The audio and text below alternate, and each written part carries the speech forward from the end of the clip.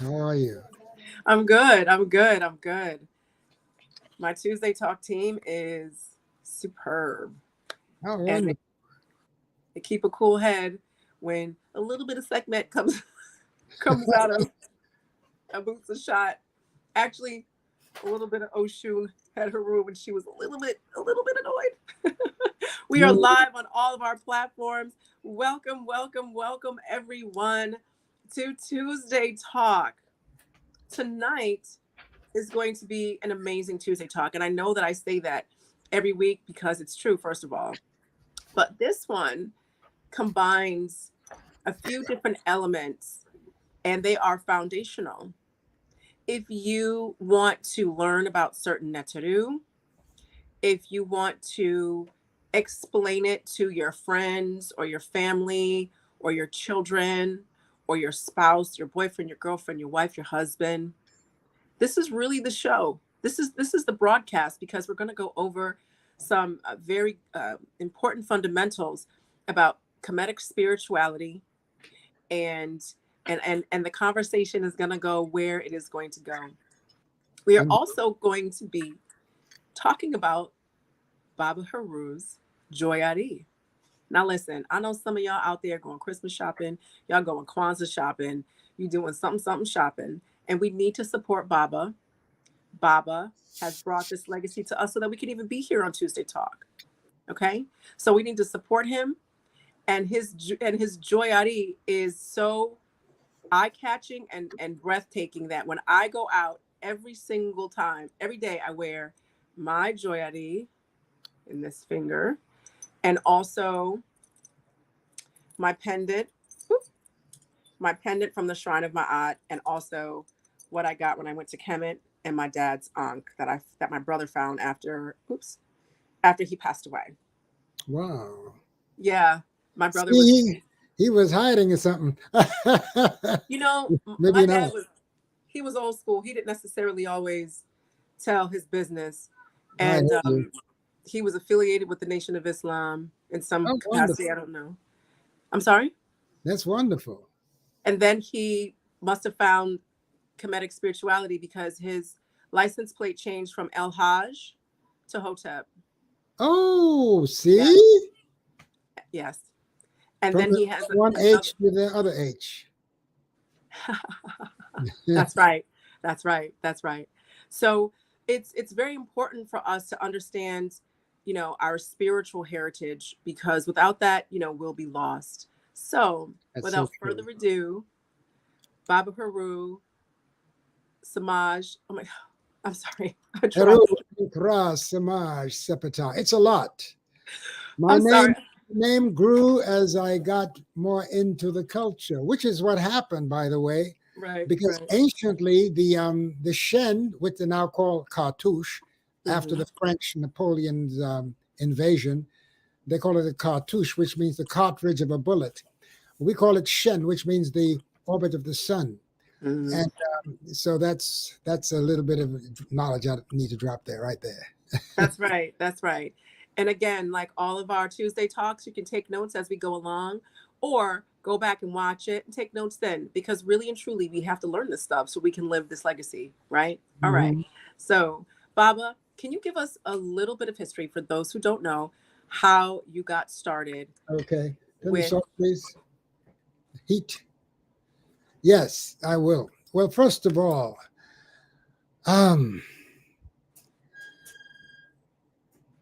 this started because in my in my decision, a mission that I was put on when I was a boy by my father to study the Nile Valley culture as much as I could, because he felt that the time had come for people of African ascent to claim the ancient Nile Valley heritage, because that's the heritage that rescued all the major prophets that we read about in the Bible. You know, my father was a minister of the Christian faith, and I was in church 3 days a week.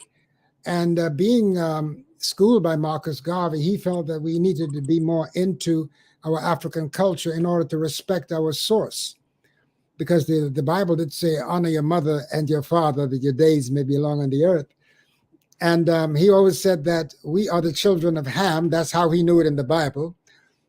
Later, I found out in my studies that Ham's name in the Hebrew is actually Chom with a K sound, Chom.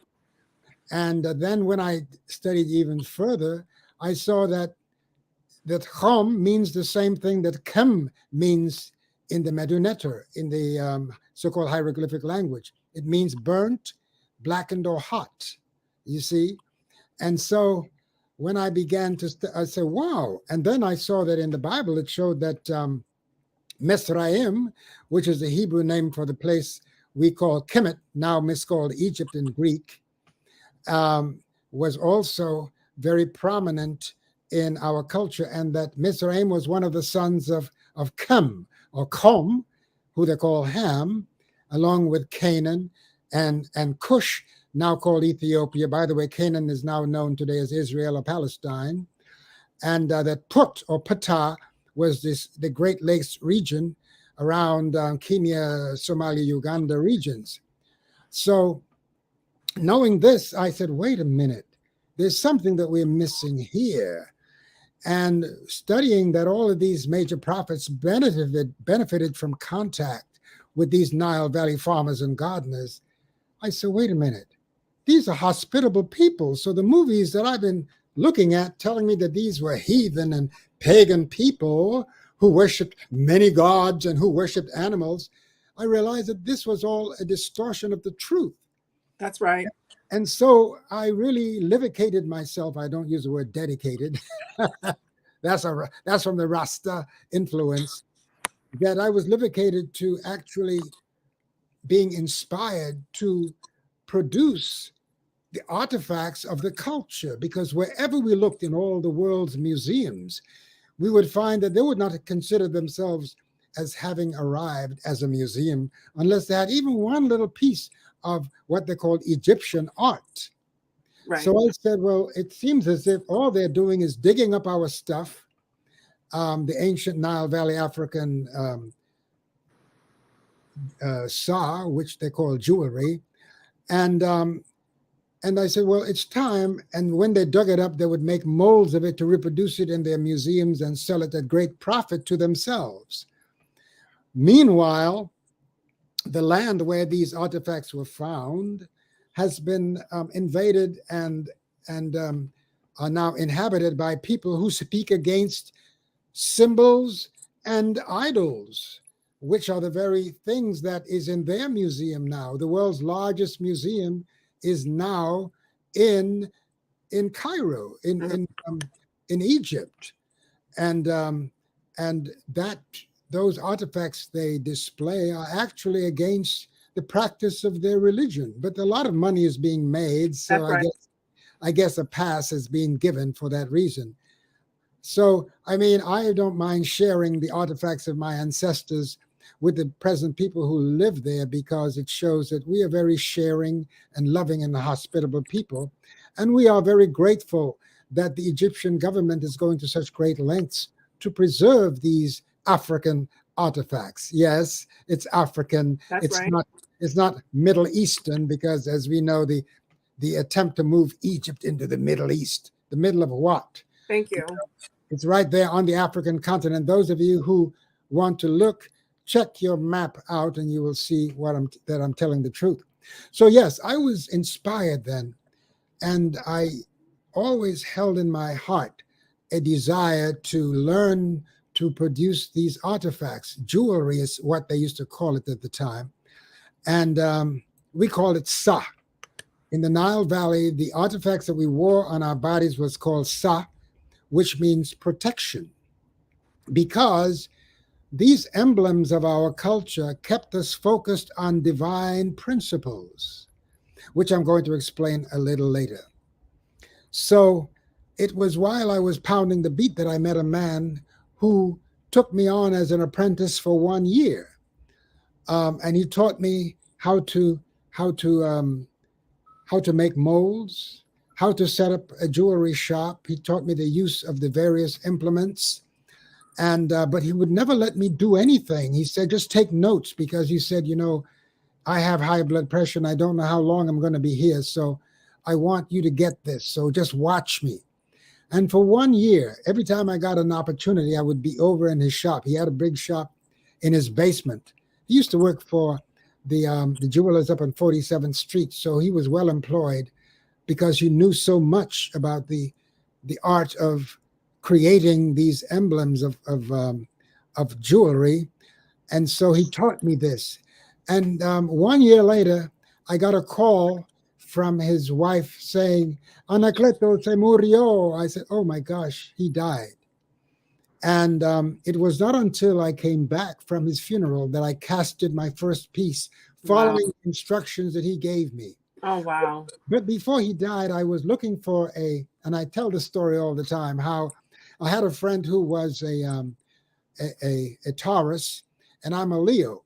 So I had a Leo ring that I could copy the head to put on a bracelet, but I couldn't find a Taurus ring or emblem anywhere to put on the other side of the bracelet. You know, like what they call the West Indian bracelets with two heads on each end of the silver band. So you know what he said? He said, let me see your hands. I showed him my hands. He says, you can do your own stuff. So he went and he bought me the tools. He bought me wax, and he bought me dental tools and surgical tools, because that's what jewelers use to sculpt. That was before the computer is now producing so much.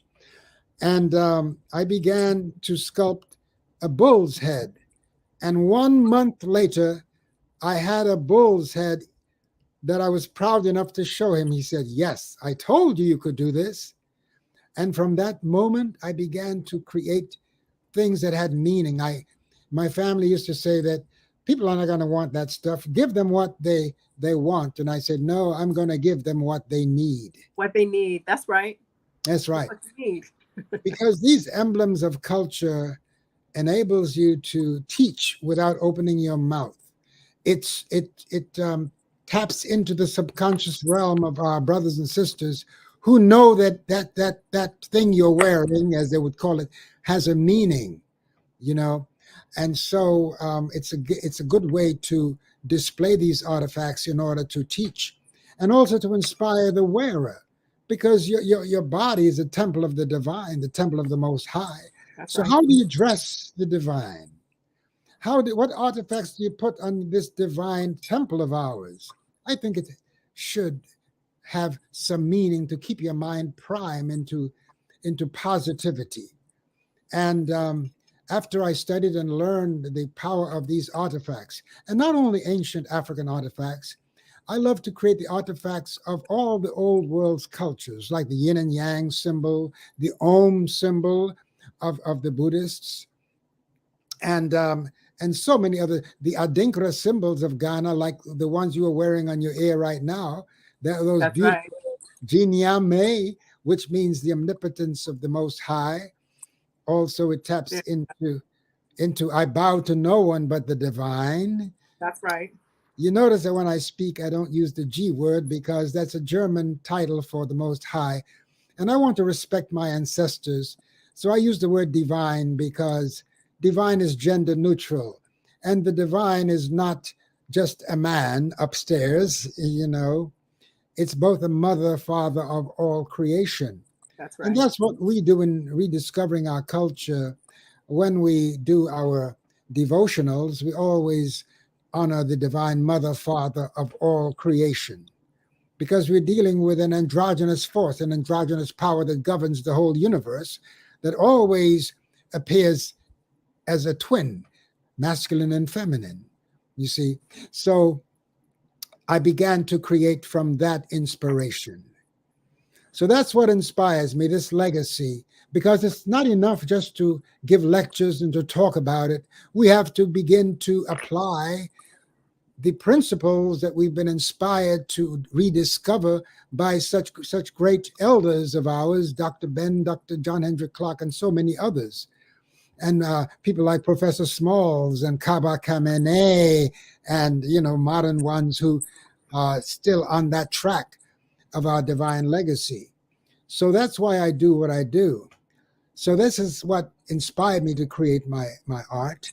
And I learned the lost wax method that our ancestors used to create these emblems of our culture. So I was inspired to teach myself, and I said I had a ground to work on, which is the divine emblems of the culture of my ancient ancestors and my modern ancestors too. And not only that, because I serve my whole community. I serve my Hebrew Israelites brothers and sisters. I do the Mogan David. I did Chai, the symbol of life in the ancient Hebrew language. So nobody can say I'm anti anything, because I recognize the goodness of all the systems, the Buddhist system, the whatever religion it is. I've made the I also do the Christian cross for those who desire it, because all of these religions were inspired by my ancient Nile Valley ancestors, you know.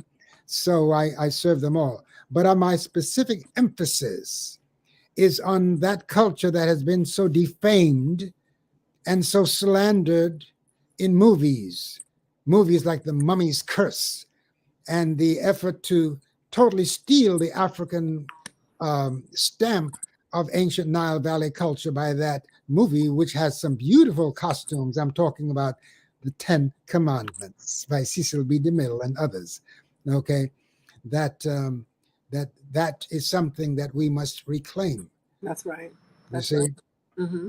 Okay, so I have dedicated my life to doing this work and to serving those who are ready for it. And because I not only create these emblems of culture, but I would teach the culture from which these emblems sprang, specifically the Nile Valley culture. And when I began to teach that, I got a lot of blowback from some of the very scholars who inspired me.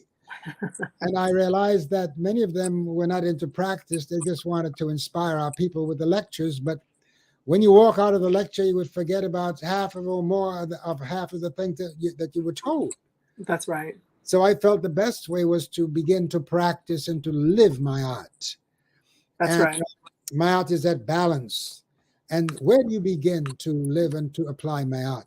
You begin with this body temple by equalizing the balance of your acid and alkaline, because we eat a purely acidic diet in this culture. Too much sugar, too much food, too much starch, and which leads to constipation and to pot bellies. By the way, there are hardly any pot bellies on the temple walls. You go to Kemet, everybody's slim. Everybody, even the workmen, they sit with their backs straight. They don't spread their legs all open or even cross their legs, because crossing the legs warms the sperm and kills them. Oh. It disturbs the temperature. That's why your testicular sac is away from your body. That's why it's not plastered onto your body, brothers. So I always try to rib my brothers a little bit, because we are violators, not because we want to be, but because we did not learn these things. So, Baba, it's interesting that you're mentioning the body. There was a question from Noble Lloyd Lithcott, and this is not a pushback, Lloyd, and I appreciate the respect. His question is, if our bodies are the temple of the Most High, why is it that we eventually have to move out? So I think this would be a good way to jump into what is the Ba, what is the Ka? How many, how many ways do we explain the soul, and why must we eventually vacate these bodies? That's a good question. Because the body is a little too, I should say, too laborious for the spaces that we move into. We don't move out of the body, we move into spirit. Where do you think we came from? What's the first thing that you do? You're breathing through the umbilical cord of your mother. You are always connected by spirit. And when you come out here, the first thing you do when you come in here into this earth is you catch your breath. What was given to you by your mother's umbilical is now given to you by the spirit that you've entered into, the spirit of the world. Because this whole earth, the atmosphere, is nothing but pure spirit. The very word spirit comes from the Latin word espire, which means to breathe. You see?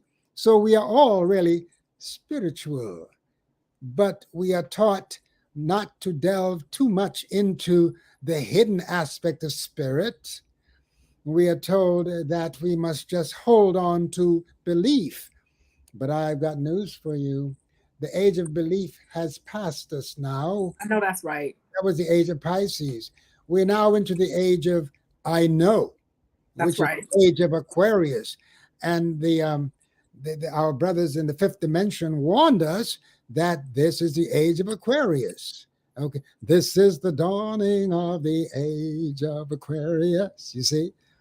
And here we are. So now that's why the earth is, everyone in the earth is moving and getting more knowledge. That's right. Because they want to know more. And this impetus is being driven by the cosmic forces of creation. And some people are very upset that we are getting this knowledge because they say, oh, you are woke, as if being woke is pejorative. It's a curse word now, to be awakened. And the people who speak against being awakened is really because they wanted you to stay asleep. So they're very upset now that you have gotten this knowledge and that some of you got the nerve to try to apply it and practice it in a world that has so defamed it that so many of us are afraid. And that's why those of us who come into this knowledge are sometimes even afraid to wear the emblems of the culture. We're afraid that we're going to lose our family. Sometimes your family will push you back. Oh, that's witchcraft. If you dare to wear the Eye of Heru, oh my gosh, that's a problem. Look, this is on my bracelets. You see, the Eye of Heru. You see, both of them. Okay. Baba, can you? Is it easy for you to take that off and show it like up in front of the camera? Oh, sure. And I have some more to show you too. You see right here? Okay. The back of it has the feathers of my aunt. Okay. Is it upright or upside down? Okay, here we go. All right. Can you raise it up a little bit, Baba? You see? There you go. Uh-huh. Okay. You see? Baba, can I use a modern term? What? That's a whole lot of drip, Baba. Baba You is can. dripping, y'all. We This got the is so coolest. people can comprehend. I'm also wearing the one that they copied the Oscar from, Ptah. That's right. You see it here, brothers and sisters? We see it. Doesn't this look like the Oscar? They stole it, but they didn't give credit to the Africans who brought this forth. I'm also wearing this ring. Notice that has both Ptah and Sekhmet, his consort. Can you bring it closer? Oh, sure. I got a lot of stuff here that I want to bring closer to you, brothers and sisters. Okay, good. So when you bring it closer, if you can just give the story behind those divine energies, and people, y'all need to get y'all credit cards out. We're gonna get this Joyari, remember? Ptah represents the foundation in our legacy beginnings, okay? And all the craftsmen and craftswomen wore these emblems. Here's Ptah on the left side, and there is Sekhmet on the consort of Ptah on the other side. Can you see that? Raise it up a little bit, Baba. There we go. Oh my gosh. Yep, that's good. Okay. Oh, yeah. Notice I have them resting under the wings of Mut, the Divine Mother, who we call Nut. She's the heavens, you know. And in between them, you see I have the Ankh. All right. There you go. And let me see what I have to the side here. On the side here, I have Ptah's name spelt out in glyphs. Can you see that? Kind of. We can see the design, not necessarily clearly. Okay. Let me show you even closer. There we go. There you go. Can you see it? You see the P? You see that the rectangle? That's P. And you right below it, you see it looks like half a loaf. That's the T.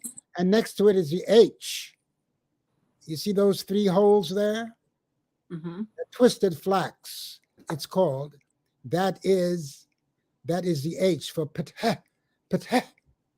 Okay, we put the A in there in order to make it easy for people to pronounce it, but it's PTH, patah, patah, patah.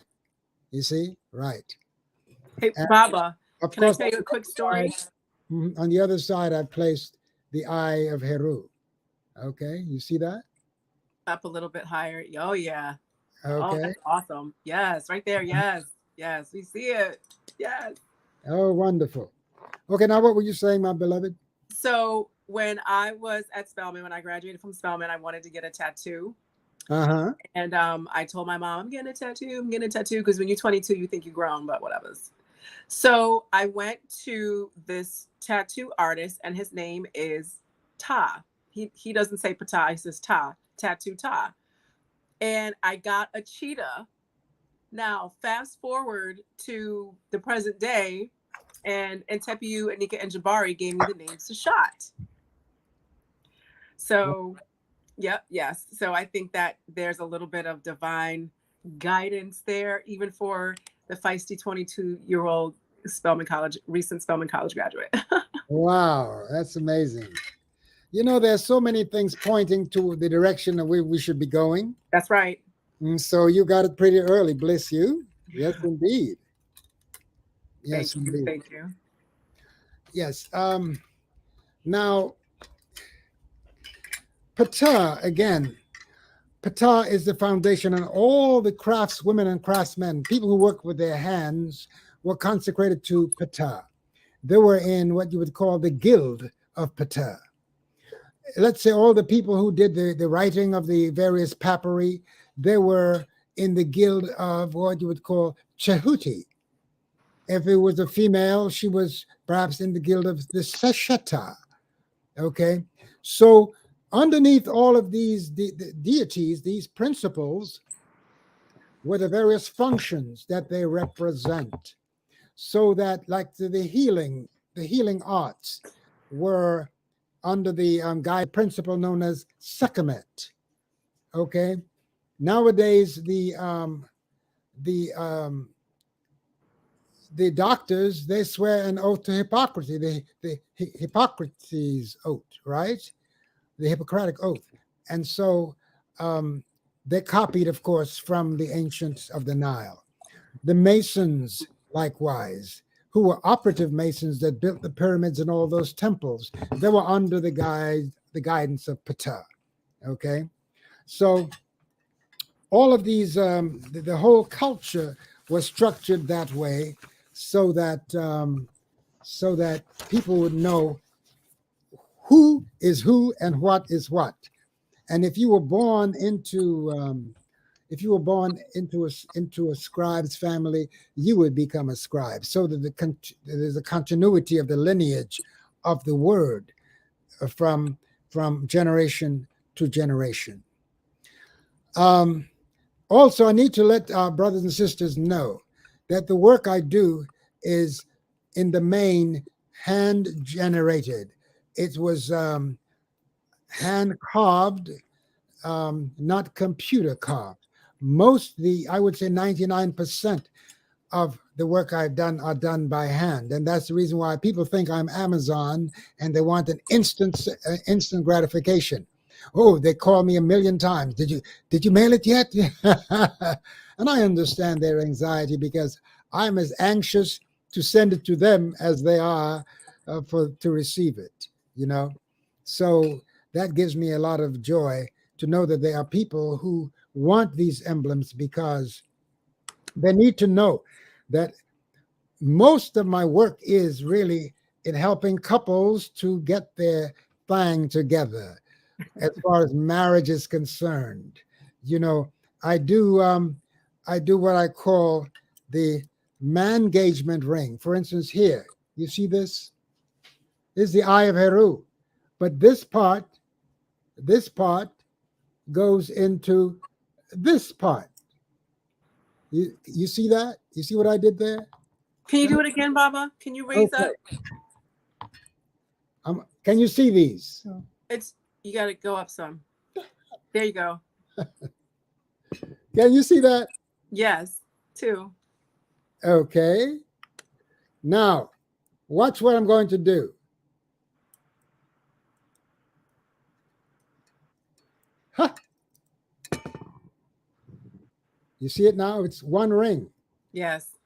So, sisters, when you give your king his man engagement ring, let him know that, especially if you get this one with the eye of Heru, let him know that you are there protecting him, okay, from those eyes of others who would step to him. You understand? Okay. We understand, Baba. I'm trying to get accustomed to it. Okay, great. So I have the female version likewise, which is a smaller one. Okay, because our sisters, like their stuff sometimes a little on the petite side. So I do that for them likewise. Something else that you need to know for those of you who are into oracles, here's a pendulum. And the women who are on this pendulum, notice that they stand between the lotus and papyrus columns. You see that? Yes.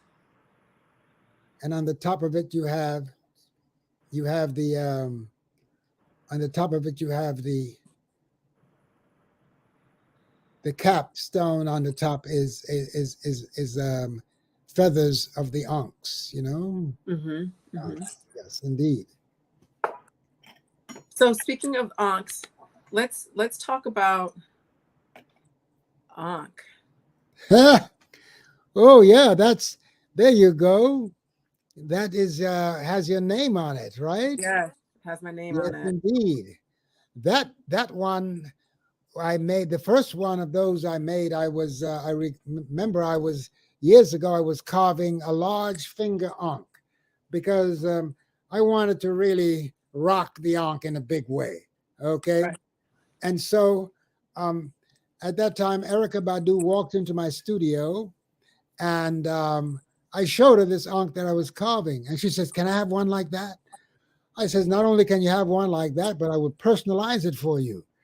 And that's when I made that big ankh that became famous, that she was wearing, because she sat in a few of my classes, Kemetic 101, Okay. which I was teaching at the time, and I made her ankh with a name on it going across the bar, the bar here.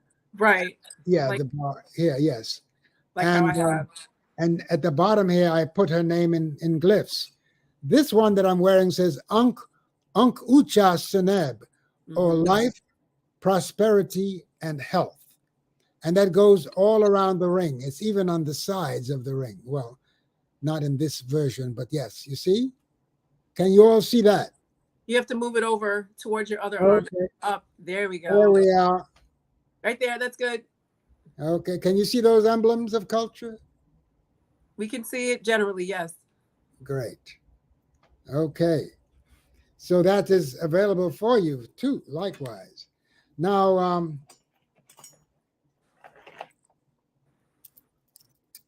look at this. That's beautiful. There we go. Now, Baba, can you break down the different parts of the Ankh? What do the different parts of the Ankh mean? And how is it a part of spiritual? How do we connect to our divine with this Ankh? Well, first of all, the very top of it recognizes the womb, the divine feminine. That's the Holy Mother. She had not yet become a ghost to modern people, to modern believers. She is very real because in African culture, we honor the divinity in its feminine as well as masculine aspect, not just the father, but the mother who brought us into the world. And so the crossbar symbol are the children. Could be a sacred child, male or female. And of course, the bottom staff represents the male. Now, the crossbar also represents the atmosphere, okay? Because down here is earth. This is the masculine. And up here is the womb, the heavens, which is the feminine, because it's the heavenly womb that holds all of the bodies of creation. That's why we call her Nut. And the earth we call Geb, the male. But our world has been turned upside down, and they've placed the man above the woman. And the template has always been the woman here and the man here, because he's also the support. That's right. Like he supports the Ankh, he supports the divine feminine, his queen, and what she brings into the world, the children. That's right. He so protects. Yes. Supports and protects. Precisely. So that's a good lesson for our men to keep in mind the purpose of bringing children into the world and having a divine mate. Okay, because that's the order of the Ankh, because that is life itself. Can you all see that? Yes, you can raise it up a little bit. Yes. Okay. Now this one in the front is gold, but I have also made it half and half. So in the back is silver. Okay. With the two eyes of Heru. We can see it. Now this Ankh is a teaching tool. That's right. You're able to teach what these emblems mean. You can teach exactly and acquaint your brothers and sisters with these emblems. Now they're going to say, oh, that's the evil eye, because those are the lies that have been told about our ancient culture. That's right. Lies. Straight up lies. Just straight up lies. You see, to keep us away from that which will give us life. That's right. Instead of death. You notice that in the hood, the brothers who are shooting each other and killing each other every weekend and during the week sometimes, they're all wearing another symbol, a symbol of death. You would hardly ever see them wearing an Ankh killing their brothers, because if they wear the Ankh, they know what it means. It's about life. You cannot shoot your brother and kill him wearing an emblem of life. But if you're wearing an emblem that reminds you only of death, then it's easy for you to kill your brother, okay? And call him that N-word in the process. Are you with me, my beloved sister? Yes, I'm learning too. It's good to hear. It's good to hear you teach it and explain it, especially with the Joyari. I also have this one, Baba. So speaking about the divine feminine. Woo! Oh yes, indeed. That's where we all came from. Right here. People say, Baba, you're so fresh. I said, well, I came from freshness, not staleness. You know. That's right. That's the doorway through which we enter into this world. That's right. You know, so let's honor that doorway. And brothers, I keep harping on you to that doorway is supposed to be clean, so you cannot bring a whole lot of your stuff from other places into it, okay? Honor the doorway that brought you into life, and do not put foul things inside of that doorway of life. Be in Ma'at. You see this here? This is Ma'at with her divine wings. I'm going to grab another one of my Joyari. Excuse me. And you notice she's kneeling on top the emblem of Nub, the emblem of gold, because she is pure gold. She's a principle that represents pure gold of justice, of harmony, of sobriety, of propriety, of law, of order, of balance. Okay. We have a lady named Justice. I call her Just Ice, because she wears a blindfold, pretending she doesn't see who's filling up her jails. But this is the emblem of Mayat. You see, and this is a pendant. I also have them as earrings. You can put two of them in each ear. This is so beautiful. They're actually pairs. And you see at the end, she's holding the feathers of Ma'at, and the feathers of Ma'at are resting on the womb of the Ankh. Okay, you see that? Yes. Yes. I'm You bringing it up all closer. make a trip down to go see Baba. And Oh, there's yours. Oh, that's gosh. right. And Woo. to see these emblems in person, to see this Sa in person. If you've never seen this in person, this is how I was brought to the shrine of my aunt. Anika, Intepi Anika and I were volunteering, and I didn't know her at the time. And she had on her Sa, and something made me turn to the left. And I was like, oh my goodness, what is this? Like, not in a derogatory manner, but there was a feeling that I had. Like, what is this? Why am I drawn to this woman? And I was like, Mm. hi, my name is Sai. What's your name? Anika. Okay, great. I was like, can you tell me what this is? And I was pointing at her rings, but I knew better than to touch. I said, what is this? And what can you tell me what this is? What is it? And I said, I feel like I can't touch them. I go, is this some kind of amulet? That's what I said. What is this? That was our first conversation. That was like my first question to someone. Wow. What is this? And it was because I was disconnected with the church because I saw all the isms and schisms, and they wouldn't answer my basic questions. And so I was just like, I don't know. Well, you can't question God. You know that. Right. And I'm like, but you're not God, so I can question you. So they don't want to hear those kind of questions. So when Anika and I shared that space, I was drawn to her Joyari, you know. So it pulls you in. It really does, especially if you are looking for the truth. You don't know where the truth is. You just, something doesn't feel right in whatever you're doing, and you're in the room with some Sa, then you are going to be drawn to it. Noble Lloyd would like to know where the shop is located.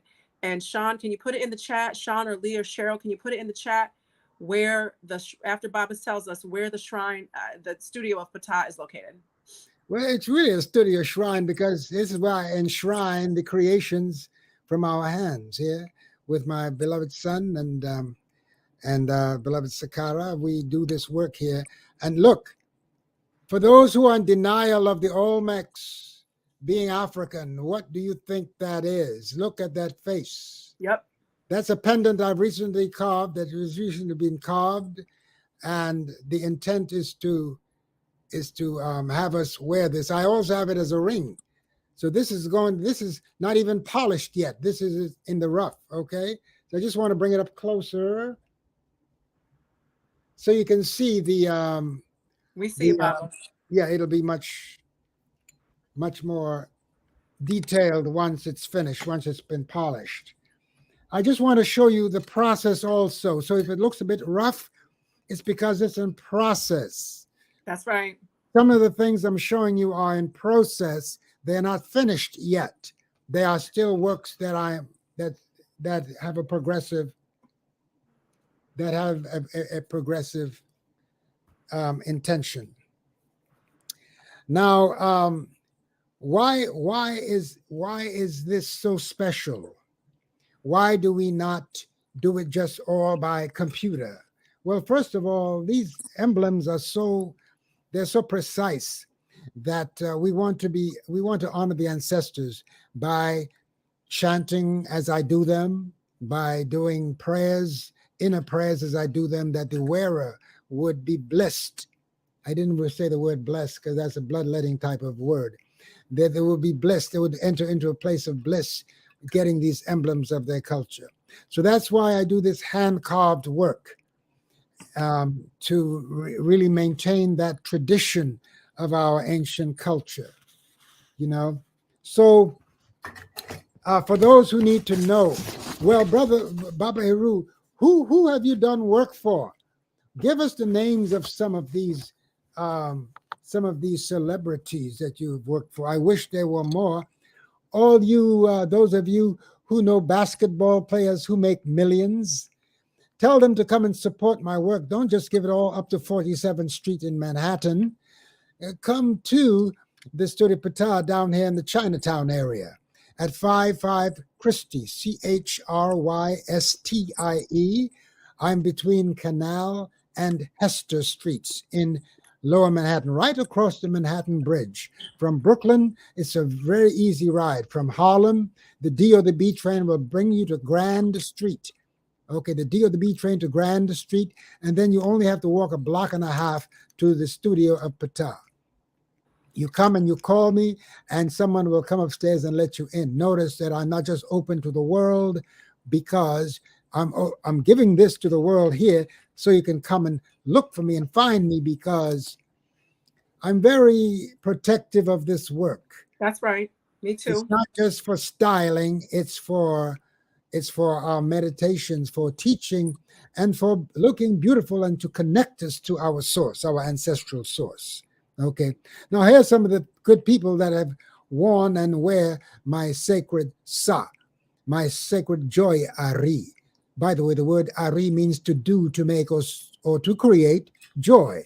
So the very word I use is a Smaikawi word. Smaikawi means unity of the two. In this case, it's unity of the Eastern language of the Metuneter, Ari, and the Western English, joy. So we create new terms now, and so Wesley Snipes, I made his wedding bands for him and his beloved queen, and I made him emblems of culture that he likewise wears. I mentioned before Erica Badu, Andre 3000. You all know him. I made cuffs for him. He wanted a pair of cuffs, and Keith David, one of the most famous actors. Many people do not remember his name, but you have to look at that movie called They Live, one of the most iconic fight scenes that you will ever see in the movies. Him and the wrestler he recently passed, his name escapes me right now, but they appear in the movie They Lived, and that fight scene is a fantastic fight scene. He likewise have done he has a fantastic voice. I call him the voice.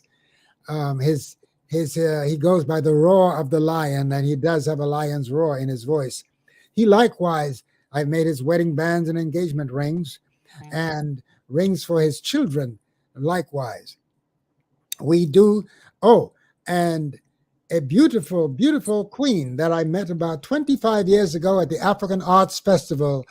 You know her as India Ari.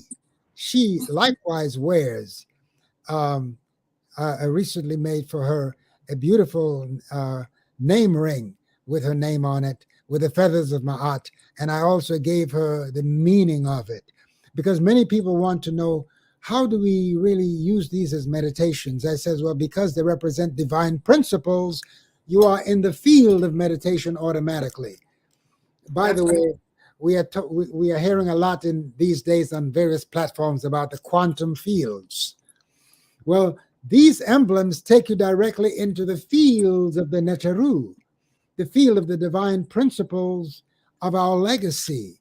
Okay, and when you meditate, when you contemplate an emblem, say, of a culture, of this culture, and you contemplate the emblem long enough, and it would lead you into a divine state of meditation, where you are going to, vistas will open to you that I cannot possibly describe, because those things that I would see are meant for me, and the things that you will see are meant just for you. That's right.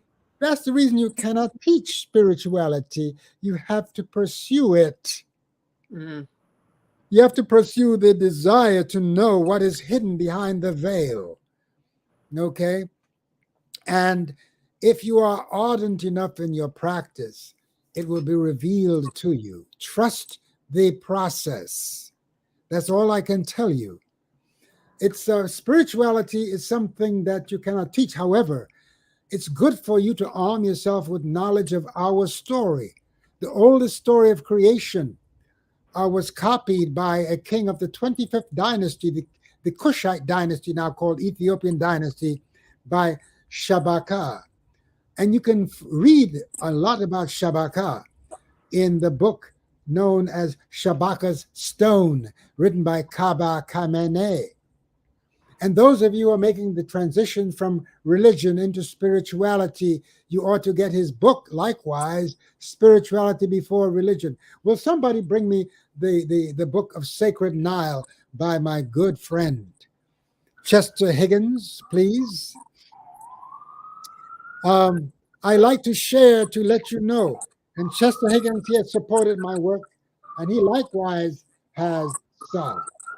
See, Sacred Nile. I would strongly suggest that you get this book. He traveled with me the last time I went to Kemet, okay? And he wears the emblems of the Ankh. He carries the Ankh, as a matter of fact.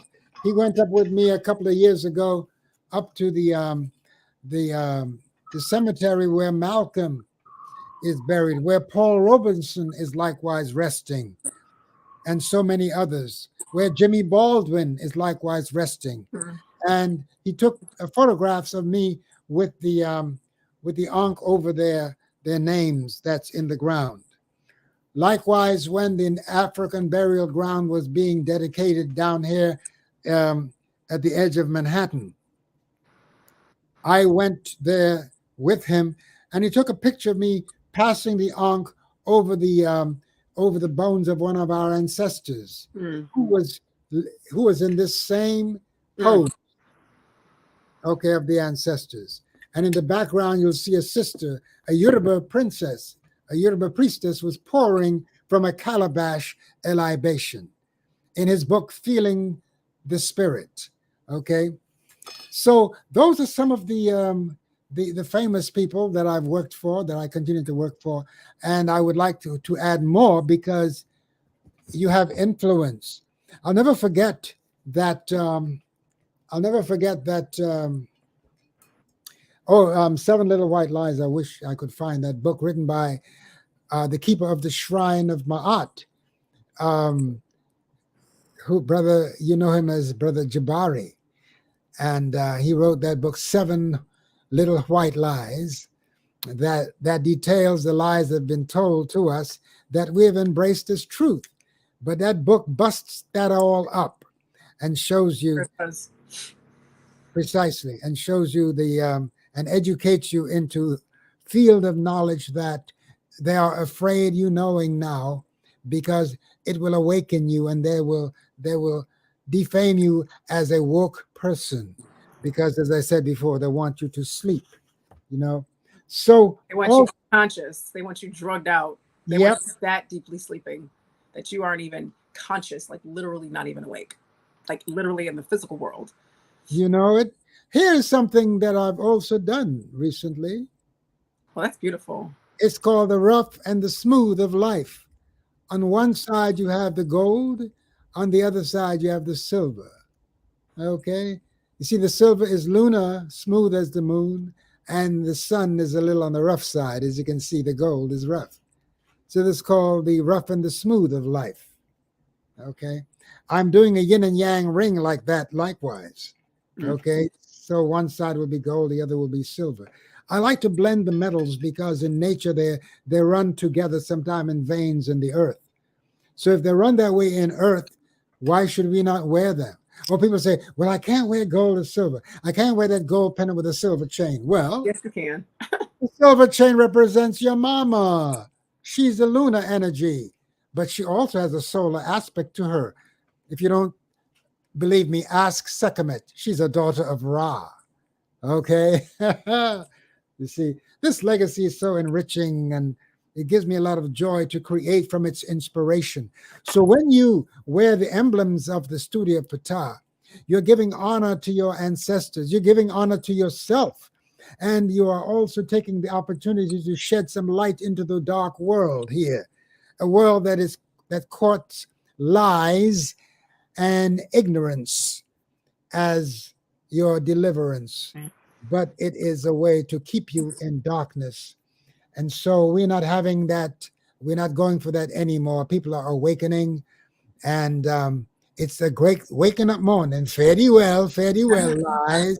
Fare thee well, distortions. Fare thee well, I should say HS. Notice I didn't say BS. I don't curse grass and water, But the HS is the human S that I don't like.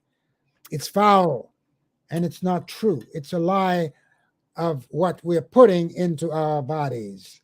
So if we have to spray too much in the bathroom, you know that we are lying to our bodies and upsetting the proper weight of the proper balance of the proper ma'at of acid and alkaline. Mm-hmm. So again, so Baba, I want to jump in. I want to thank Kerwin. He made a donation on my Cash App. So Baba, can you give us your Cash App? And Lee or Cheryl, can you put it in the chat? Also, Baba, can you give the cross streets again? Because that's, as I said before, Christie Street, 55 Christie, between Canal and Hester. Canal is the first street you will meet when you come off the Manhattan Bridge. That Canal Street, it runs. I'm between two rivers. I've always been here around in this area between rivers because I'm a river person, you know. Hapi means the two rivers. The blue Hapi coming out of the we call it the Iteru Kesbet coming out of Kush, and the Iteru Hech, the white Nile coming out of Lake Victoria, Nyanza, Victoria in central equatorial Africa. This is the culture that if you're looking for your roots deeper, you have to go down into the south. That's where this culture came from. That's right. If you want roots deeper than that, you got to be a star traveler. Okay, you got to go to the stars because our ancestors said that our divine father, Asar, his home is in the constellation of Sa, now called Orion. And our mother, her star, which we call Sirius, we call it Ast-Sepedet, exists within the constellation of Anpu, where we have Canis Major. Okay, so we are star-born people. Originally, our spirit comes from those stars, and even the brother at the brother who oh yeah, Cash App, Baba Heru, B-double-A. Don't forget 2 A's, B-double-A-B-A, Heru, H-E-R-U. Baba Baaba Heru, spirit of spirits. Baaba Heru, the spirit of my ancestors is what I've taken on to serve my brothers and sisters. That's right. So, that's right. Yes, $sign Baaba Heru at 55 Christie between Canal and Hester. And when you come here, just call me at 212-343-9706, and I'll come upstairs and let you in, or someone will invite you in so you can be served with these divine emblems of culture. And while I'm at it, I need to thank the good people of this, our beloved Chinese brothers and sisters, the Oriental family in America, for the opportunity to be here in this space and serving our brothers and sisters. And it's good for you to come down and walk among your brothers and sisters from China, from Korea, from Japan, who come down to this area. This area is so crowded with people, you could hardly walk on the sidewalks because they have a very serious work ethic. And so do I. I like to be around busy people, people who are creating beauty. And so that's where you'll come and find me. And when you come, you'll come down to the foundation floor of this building, because that's where Ptah is, in the very foundation. And that's where the creative spirit resides and produces for your inspiration, beloved brothers and sisters. So Baba, just so I'm clear, the number is 212-343-9706. Is that correct, Baba? Yes, beloved. All right, I'm about to put it in the chat. Okay. And for those of you who don't live in New York, cross streets are important. Okay, so that's right. Canal and Hester, right. Between Canal and Hester Street. Okay. Mm-hmm. Yep, between Canal and Hester. Oh, okay. There's Brother McCoy. Lee Sankofa. Yeah, that's right. He's on the scene. He's always very supportive. Thank you, Lee. He sure is. Heru Lee, I should call you Heru. Sankofa. He's going back to fetch it. It's in the middle of his name. That's wonderful. I have a Kofa tattoo. Ah. And don't be put off by his name McCoy. He's from up in Ireland, where the Twa people lived there long before they were driven into the sea by so-called Saint Patrick.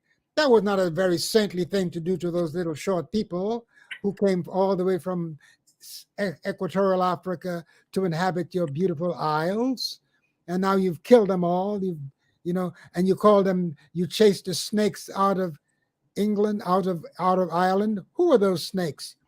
They wore the cobra on their headdress, just like the Kushite kings and just like the ancient people of Kemet.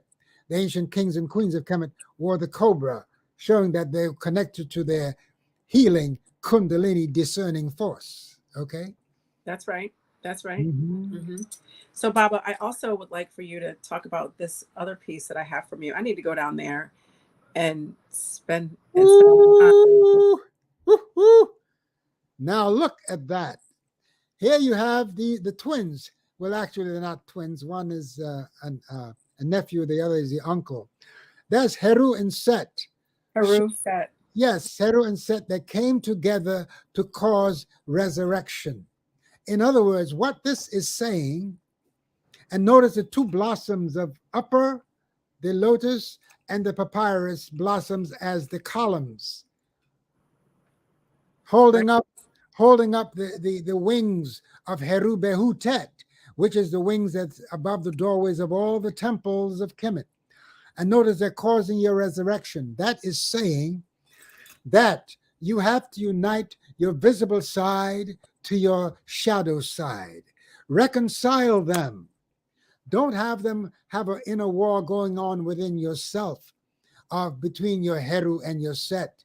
The idea is that they must be reconciled. That's right. Okay. That's right. Just like twins must be reconciled because they come from one source. Okay. By the way, the story of Heru and Set, how Set had killed Heru's father, was copied by Shakespeare's Hamlet. Okay. That Hamlet was the Heru that was born to avenge his father. But he had a problem doing that because he was a little hesitant in his to be or not to be. That is the question. Whether it is nobler in the mind to suffer the slings and arrows of outrageous fortune, or to take arms against a sea of troubles and by opposing end them, to die, to sleep, no more, and by a sleep to save the end of the heartache and 1,000 natural shocks its flesh is heir to. 'Tis a consummation devoutly to be wished, to die, to sleep, perchance to dream. Aye, there is the rub. For in that sleep of death, what dreams may come when we have shuffled off this mortal coil must give us pause. There's the respect that makes calamity of soul long life. So I can go on and on, but that's a little bit of Shakespeare. Baba, that was beautiful. That was so nefer. Yes, indeed. For who would fathers bear to grunt and sweat under a weary life, but that the dread of something after death, that unseen place from whose bourne no traveler returns, puzzles the will and makes us rather bear those ills we have than to fly to others we know not of. Thus conscience doth make cowards of us all, and thus the native hue of resolution is sicklied o'er by the pale cast of thought. And enterprises of great pitch and moment with this regard their currents turn awry and lose the name of action. Soft you now, the fair Ophelia, nymph, in thy orisons be all my sins remembered. To be or not to be, Shakespeare. So nefer. I didn't know you knew that, like that. That's so beautiful. No. Well, I know a few of them, a few of these soliloquies. My father used to pay me a penny for every line of poetry that I could memorize. As you would memorize? So I always kept money in my pocket as a young boy. I have to say, one of the reasons why I started Tuesday Talk was because I wanted to bring guests on who are experts. And I absolutely 100% love not being the smartest person in the room. I love it. I feel like I'm cheating a little bit. No, you're not, because guess what? It's all inside of you. You give birth to the smartest people in every room. That's right. We That's did. right. That's right. You are a woman, so never you deny what you bring into the world. Thank you, Tua. Tua. Mhm. Yes, yes. I have another one that I think is also really important to spiritual practices of Kemet, the Kepler. Ooh, Keperai, the scarab. Yes, indeed. That's the one that's in between the Heru and Set, the symbol of resurrection. That's right. It's in Yeah. between in here. And if you say, "Oh, you're worshiping a bug," no, it's not a worship of a beetle. It's a reminder of a principle of coming into being, because of That's how right. the beetle lays its egg in dung, and how the larva of the beetle nourishes itself by the grass and water of the dung. Don't forget, the grass and water makes a cow so big. So you don't have to go and kill the cow to become big. All you have to do is eat the grass, or have some wheatgrass. So you don't have to be killing all these animals, fouling up the planet with so much Oh of my that, goodness. Absolutely. because Yes. you're feeding these cows and these animals that you are eating some false things that is causing the shift in gender issues in our world. And therefore, then when that happens and people come out a bit confused, you beat up on them, and you treat them in a very inhumane way. But I want to remind you that to be human, to be truly human, you've got to be humane. That's right. Got That's to have right. compassion. And I keep saying every time you come down on these people, people who have been molested in churches, people who have been molested in their homes, people Yep. who have been molested on plantations throughout the world by the dregs that came out of England to be the overseers of the plantations here. Those butt breakers, the butt breaking thing that they used to do to the biggest brother on the plantation, make a mockery of him by entering him from the rear, and causing everybody to disrespect this defiled brother. We should have more understanding of what's happening in our world, how it's being put into the food to cause confusion for those who come out of the womb. Mm. So be careful that you do not be beating up on people because they may be confused because of what has happened to them in their life. Please That's right. have Always show compassion, have understanding, have inner standing, and have center standing, which is even more important than all the other standing. Because if you overstand, you're looking from the top down. If you understand, you're looking from the bottom up. If you inner stand, you're looking from the inside. Try center standing. You'll have the whole perimeter, 360 degrees. center standing. I've not heard that one. And of course, when you've got Baba Heru, who is, among other things, an incredible divine artist, of course, we're going to have center standing. So thank you for that, Dua Baba, for Oh, center yes. standing. I like that. Yes, definitely. Definitely. Well, I don't take credit for these things, but I was the first to use inner standing. You see, because as I said, understanding, overstanding, you need to do some inner standing too. That's where you have to enter into, have a great meditation, by the way. You have to go within, but from the center of the heart, because it's about the heart, the emblem of your heart, not just the emblem, but the what it does for you. Your thoughts must be processed through your heart in order to justify your actions. That's And right. once, if it's processed through the heart, because in our scripture, in the Peritem Ru, the book of coming forth today from night, it says, "My heart, my mother, my heart of my coming into being, let there be no opposition to me by the keeper of the scales of Ma'at. Let my heart enter." Because you see, your heart is weighed against the feather of truth. That's So right. like my brother would say, keep your heart light as a feather. Okay. And you keep your heart light as a feather by doing those things that add beauty to the world, that adds beauty to your family, beauty to creation. This is what we're here to do, to multiply the beauty, because heaven knows there's a lot of ugliness in the world. And the only way to combat the ugliness of a lie is with my art.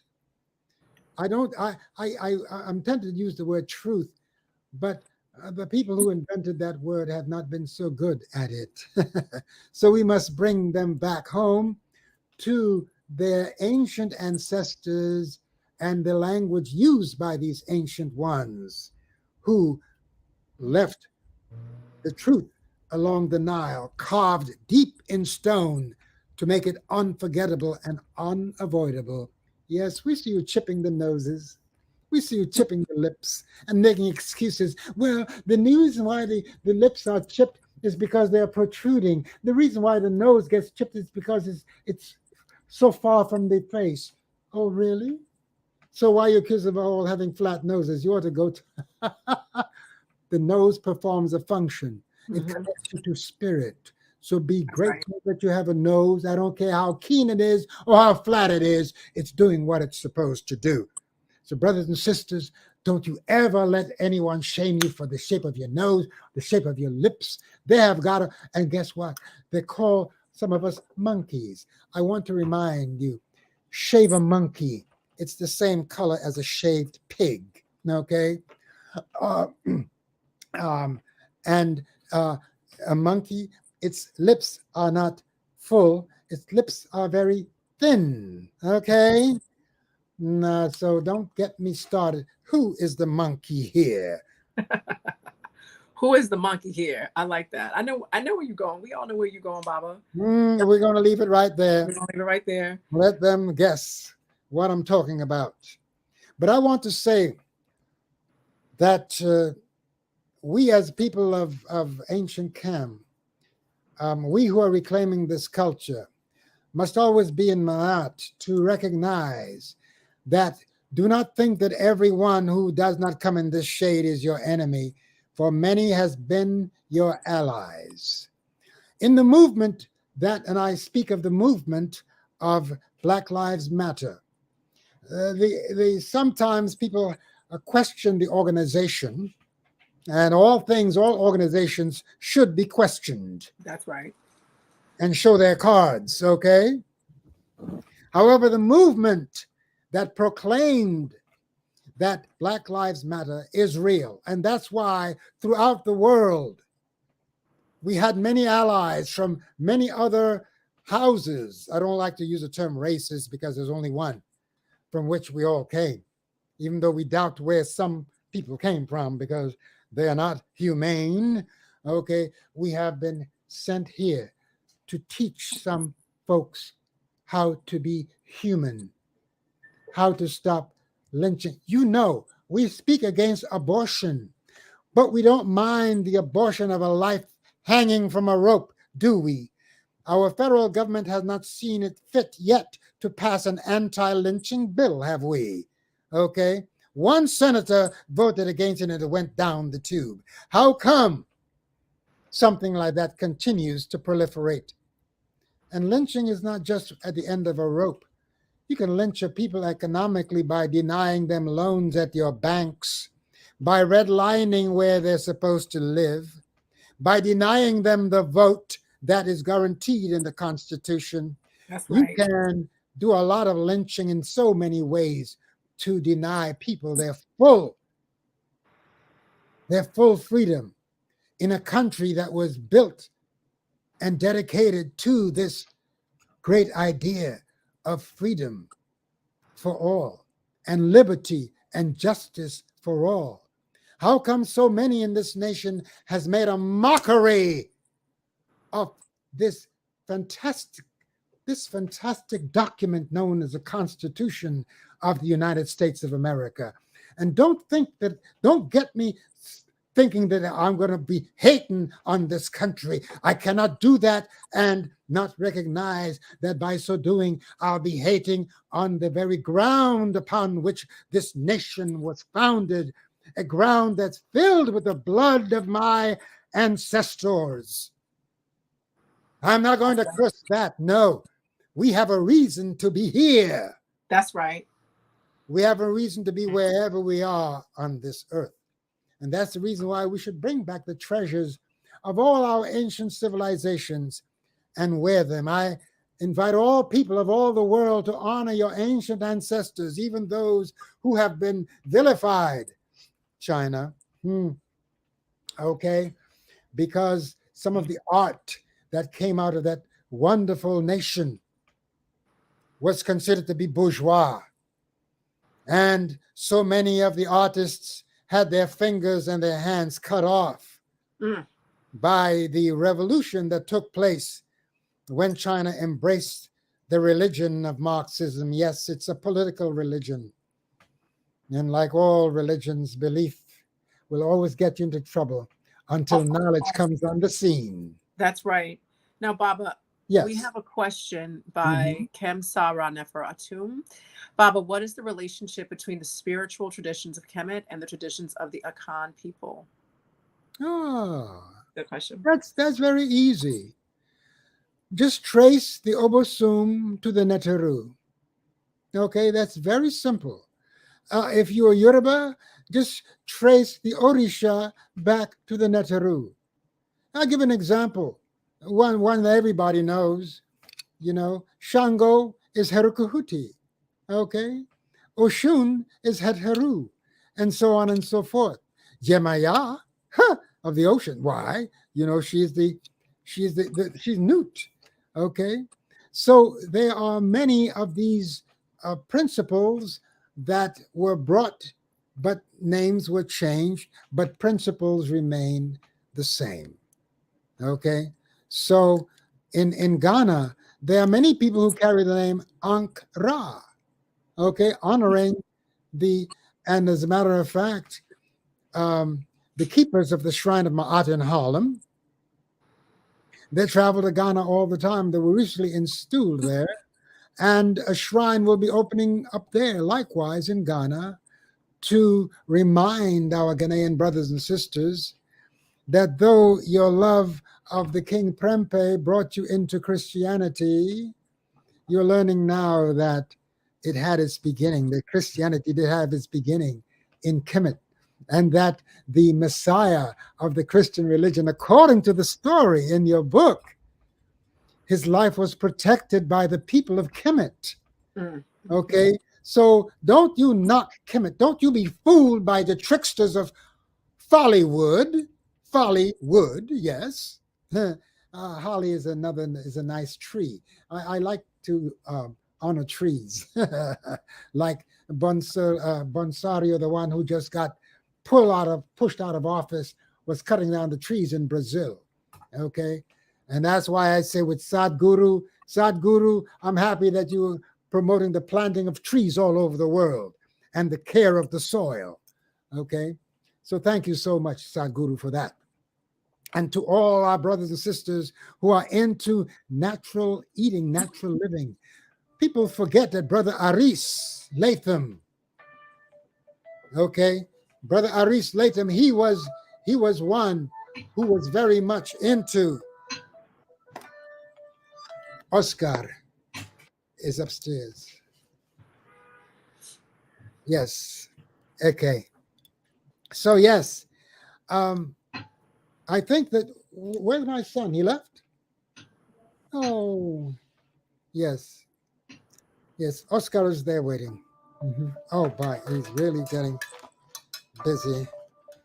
Well, while you're handling that, I'll answer a question. Yes, please do. In order to have a carrying Ankh, you have to be a priest or priestess. So yes. You have to first be initiated and then go through priesthood training. You cannot buy an Ankh, not the carry Ankh. Not the carrying, not the one from Baba Heru. You got to earn it. And you can have a meditation Ankh, a palm size one. Okay, that we welcome you to do. But no, you cannot purchase, you cannot buy an Ankh. I don't care how many. Sí, señor. Ahora. Hello? Oh, I'm sorry. Forgive me, you all. I had to take care of some very important. Some very important business. Tapo? Sakara? No. 1 second, please. Not a problem. Oh, no. I really have to do this, because if I don't do this, I'm going to hear from one of our clients who said, you did not do as you said you were going to do. And so I don't want that to happen. So I have to take care of this. We're definitely going to give you all the time you need to handle that, Baba. Thank you. Your time. Take your time. We're going to be coming to a close pretty soon. I'm going to check the chat for some questions, and some of the questions get Sí, answered. la mujer no está ahí, arriba. Oh, gracias. Thank you. De nada. Yep, I do speak Espanol.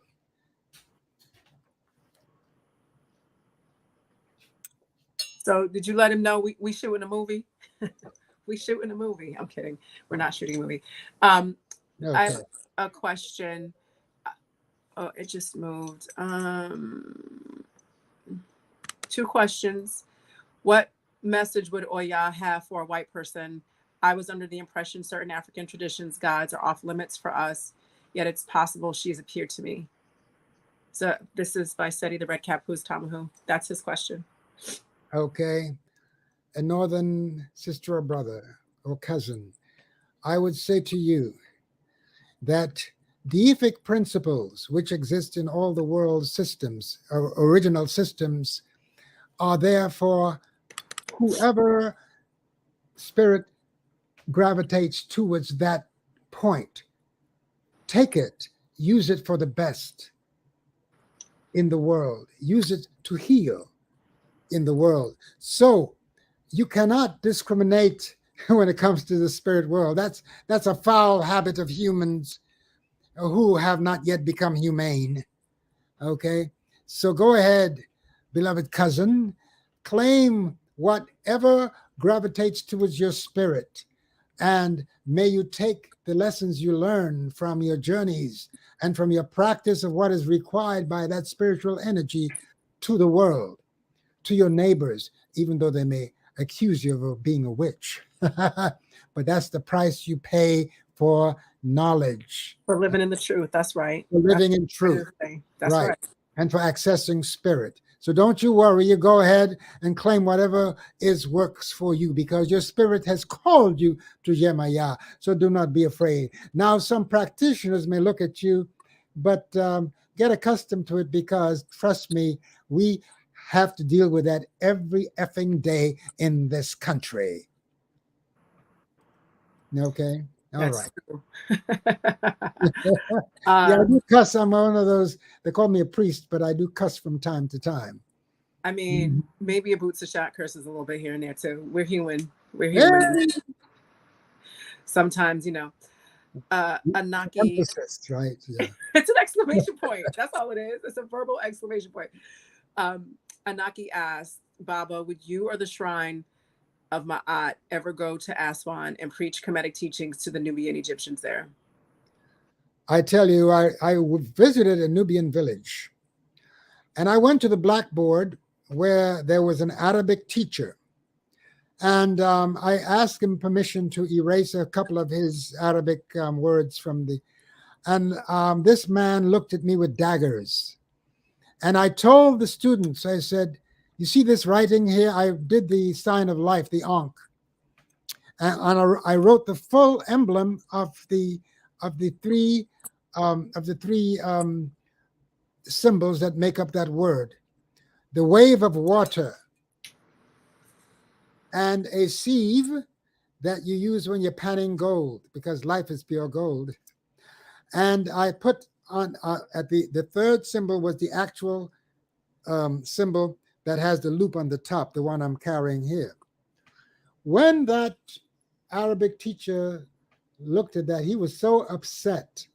I told the Nubian brothers and sisters, this is the original writing of your ancestors before 640 AD when our beloved Muslim brothers invaded Kemet. But know this, they invaded Kemet in order to drive out the beastly Romans. Okay? And they came with a certain energy, the same energy that Yeshua came with, some of that, because they claimed that too. They came with some of the same energy that um, Abraham came with. But know this, that in its infancy, Islam was protected by the Negusti of Kush, now called Ethiopia. So once again, if it wasn't for Africans of the Niles, all of these religions would be toast. And you never forget that. Remember, it was the people of the Nile that spared your prophets of all your religions. So That's don't right. dare come up against this. Because when they came into that land, the priests and priestesses who greeted them and who were hospitable to them was carrying this. And remember that Jacob told his sons, Jacob, whose name is Israel, by the way, he told his sons, when you go into Egypt, do not be afraid to go into Egypt, for from there I will make of you a great nation. So the nation of Israel was spawned within the very womb of the Nile Valley Africans. So don't you ever forget that. Mm. Thank you, Baba. Dua for a very powerful Tuesday talk. Very powerful Tuesday talk. We got some Shakespeare. Baba, you're so smart. That was so beautiful. Oh my God. That was so beautiful. I was just like, oh, anyway. That was Now so I heard you beautiful. say that, make it OMN, not OMG. But Oh, it goes to show you that the G is still still a part of us. did I say that? Well, you were. I know you didn't say it. I I could say almost goodness. feel it Yes. coming. But guess what? Just put the word good into it. Oh my Okay? goodness. Just put add the O into it. But we say, oh my nature, oh my nature. Oh my nature. OMN is what we own. We own Mm. it. By the way, listen to that. Om. Amasuan pan sauk suam pan au au maketipa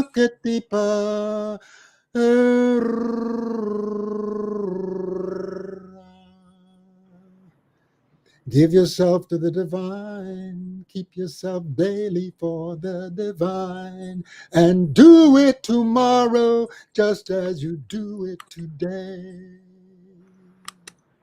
That is so beautiful, Baba. Sauk sumentra impa inter. Au tuaura maketi paherura. Tuau intera. To our listener.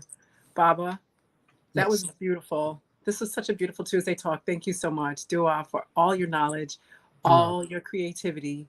That truly, truly African moment when you had to take a phone call in the middle and handle some business. That was so very Kemetic.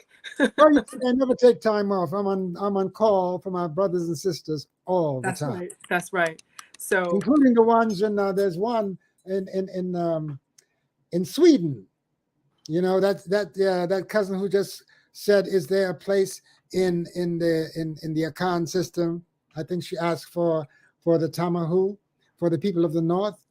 Hey, according to your anthropologists, all was spawned on the African continent. all of it, and prove it wrong. Don't come with Prove your it faith. wrong. Don't come with your Mhm. feelings. Don't come with your phrases and your hashtags. If you don't like it, I don't care. Come with the facts. Period. That's it. Yeah, And you and I'm gonna end Tuesday talk. That was so beautiful with you singing at the end. I love it when you sing. go. It just feels. The first time I heard Baba do the opening of the way, I cried. I cried when I heard it. I cried for like a week. It was no, I did. I was really sad. My cousin had died, and my aunt and my father, and I was still really mourning when I heard it, and it just sounded like that. Like I felt like I heard how the ancestors would have said it, and Mm. that's how it felt to me. That's how it felt. It took me like it took me there. That's how I felt, and so that's how I feel when you sing and do the opening of the way and stuff like that. So Oh, thank you so much. And I want to invite my brothers and sisters to try to get back what English has taken away from you. The that's rolling of your right. R. Yeah, there you go. Try to. I know it's hard, but try that, and you'll be surprised the amount of heat, especially in the winter, that it gives to your whole body. That's When you right. can roll your R. And other terms from Africa, the sound, the click sound, oxa, you know. Yeah, we have to train our mouth to get back some of these sounds again, because when you pray, you want the ancestors who are waiting to hear their sounds, because all things are recorded in the Akasha. Okay, so why do you think that Islam is spreading so fast? Because 5 times a day you are saying Allah, you better believe you're putting energy into the ethers. So it's time that your ancestors heard Mayat. It's time that they heard Neter, Netcher, Nkar, Nebet, Nebercher. Please learn how to recite these words and put these back into the cosmos, so that your ancestors who are ever living in star world can hear their sounds being repeated on this tiny little bit of sod in creation. Thank you so much. Thank Hatepu. you so much, Hetepu. I want to end with something that JB said that kind of wraps up everything we've been saying. We are in the age of African awakening. Nothing can stop that. You better believe. You better believe it. And we're going to know it. So, once again, thank you all for joining me for Tuesday Talk. I look forward to Tuesday Talk every week. You know, I prepare for it throughout the week and throughout the year, and in the summertime. And you know, Tuesday is game day for me. I feel like I'm about to play this. I feel like I'm the Lakers playing the Celtics in the '80s. I get ready to bring you what I think you need. I would love it if you would follow me on Yoga Girl Sai on Instagram. Tell me what you want me what you want to hear. What is it that you want to see? Who would you like to hear from? And I'll do my best to bring, you know, those people on. Okay. So I also have to say, behind the scenes, I have Sinette Cheryl, who is an elder, but she's so fine. I didn't even realize that. I was just like, I had to. I'm like, Sinette Cheryl is an elder, but she's so fine. So Sinette Cheryl, Sen Lee, and Sean Rich are behind the scenes. They are behind the scenes. We In the work green throughout the room. week. They're in the green room, and Sean is working all that stuff when you see things change. And I really, really appreciate them joining this team. You guys don't see it as often, but without them, this would be something completely different. Okay, and as I say that, can someone put Yoga Girl Sai on IG in the chat? Don Z Jackson would like to have my IG link. It's Yoga Girl Sai. Also, please, let's make a donation to Baba Heru for everything he's done. A donation is something that we can all do. And I also have a space design that's just for Black men to meditate. I'm going to be returning to that very shortly, to open up that space for Black men. It's for Black men only. You must be Black and you must be a man to join that space. I do a quick little video chat with you to see who you are. And I let Black men in there because our brothers need that space so that they can heal. And I, for one, want a Black man. I want my father and grandfather and great grandfather. And so There the you go. kids and the babies can have their fathers, their brothers, their uncles, their grandfathers, great grandfather. I have my great grandfather. A lot of Hmm. Black people don't have their great grandfathers. I had my great grandfather.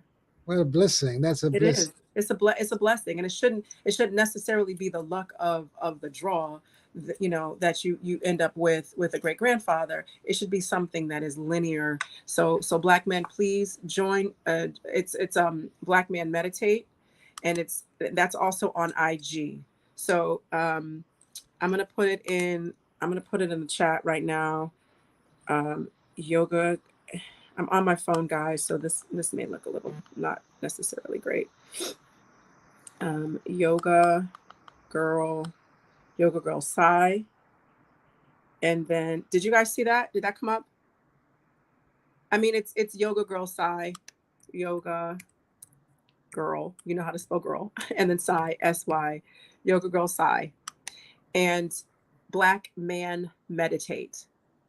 Yoga girl sigh is public, Black Man Meditate is private.